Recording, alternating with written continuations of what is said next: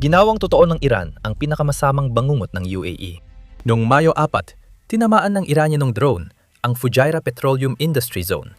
Nagdulot ng sunog sa malaking pasilidad ng langis at nilabag ang halos isang buwang tigil putukan. Sa lahat ng pwedeng targetin ng Iran, ito ang pinakamahalaga.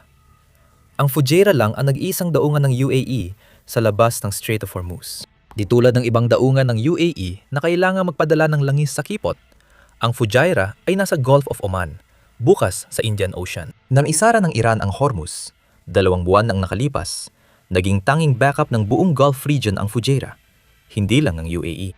Isa sa 3 pangunahing bunkering hub sa mundo ito, na dinadayan ng libu-libong barko para mag-refuel bago tumulak pa silangan o kanluran.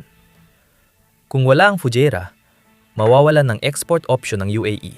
Alam ito ng Iran. Naglabas ng mapang Revolutionary Guard na itinuturing ang Fujairah bilang teritoryong kontrolado ng Iran. Mas maga, nagpahawala ang Iran ng 4 na cruise missile sa UAE.